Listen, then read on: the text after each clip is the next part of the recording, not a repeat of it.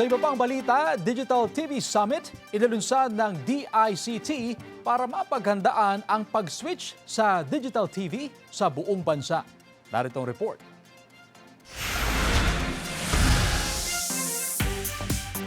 Isinagawa sa Cebu ang Philippine Digital TV Summit na inilunsad ng gobyerno para pag-usapan ang shift papuntang digital television mula sa analog dito sa bansa. Sumali sa aktibidad ang GMA Network. Ipinaliwanag ang mga paghahanda sa transition.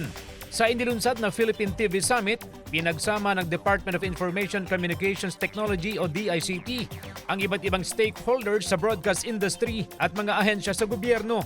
Pinag-usapan ang migration na gagawin dito sa bansa mula sa analog television para sa digital TV na ipinatutupad na sa iba't ibang bansa.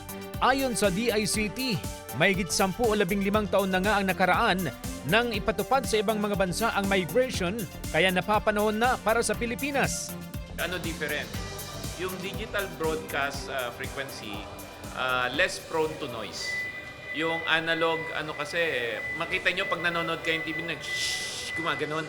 Pag digital ka, pwede ka na magsingit ng mga emergency broadcast warning.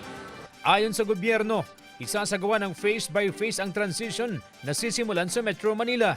Pangako ng gobyerno, kahit may transition, walang maiiwang bahay at TV user dahil importanteng parte pa rin sila ng switch na mangyayari. Inanunsyo ng GMA Network na may 36 na itong digital TV station sa buong bansa. Ayon kay Senior Vice President at Engineering Head Elvis Ancheta, nagpapatuloy ang trabaho para mag-comply ang direktiba ng pamahalaan.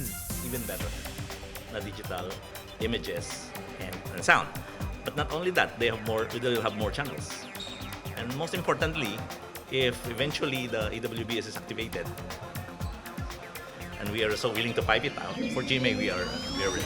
Isa sa ipatutupad ng Digital Terrestrial Television Broadcasting o DTTV ang pag-provide ng emergency warning broadcast system para sa mga tao. Sa booth ng Kapuso Network, ipinapakita ang proseso nito kung paano ipalalabas sa TV ang warnings at alarm signals sa isang lugar para maipaalam sa mga tao at maabisuhan sila sa anong gagawin. Kahit na nagka-off ang TV, basta lang daw nakasaksak ito at operational ang digital TV box o afford the box, gaya ng sa GMA, pwede pa rin makatanggap ng warning at alarm broadcast, biglang gagana ang TV para ipaalam ang warning. By readiness, we are ready to distribute the EWBS. Apart from our very own content, etc., we are ready to do the EWBS distribution. But do take note that the message will come from the government agency responsible.